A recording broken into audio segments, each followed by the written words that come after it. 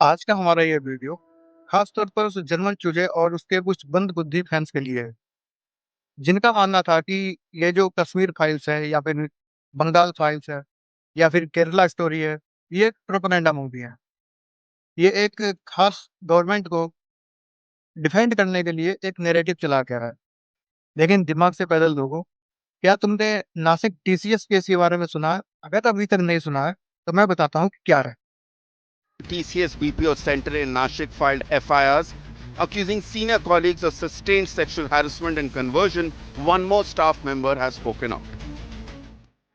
तो कहानी शुरू होती है मार्च 2026 से, जब नासिक पुलिस स्टेशन में एक महिला एक कंप्लेन लिखवाने जाती है, जिसमें जिसमें विक्टिम बताती है कि उसके कुछ कोलीग्स और उसके टीम लीडर्स उसे सेक्सुअली हैरेस कर रहे हैं, रिलीजियस हैरेस कर रहे हैं और साथ ही कन्वर्जन का दबाव डाल रहे हैं।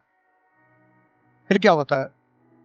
रिपोर्ट फाइल होती है, इन्वेस्टिगेशन शुरू होती है और उस इन्वेस्टिगेशन में सामने आता है कि ऐसे एक या दो केस नहीं, बल्कि टोटल 9 केस हैं, जिसका शिकार अब तक 8 महिलाएं और 1 पुरुष हो चुके हैं। ये वो विक्टिम्स हैं जिनके साथ सेक्सुअली हैरेसमेंट और रिलीजियस हैरेसमेंट होता था।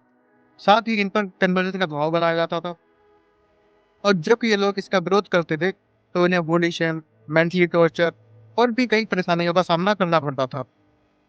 और क्या आप जानते हैं कि अब तक इन्वेस्टिगेशन के दौरान 6 लोग अरेस्ट हो चुके हैं, जिनमें से इत्तेफाक से 5 मुसलमान हैं। और साथ ही इसमें एक एचआर भी शामिल है, निदा खान। और इत्तेफाक देखिए, ये भी मुसलमान है। तो जिस कंपनी में टीम लीडर्स, एचआर और भी कुछ बड़े लोग शामिल हों, तो वहाँ पे ये चीज़ें होना बहुत आम बात है। और हैरानी की बात ये है कि जो 5 लोग अभी गिरफ्तार हुए हैं, इनमें से एक के ऊपर रेप केस भी है।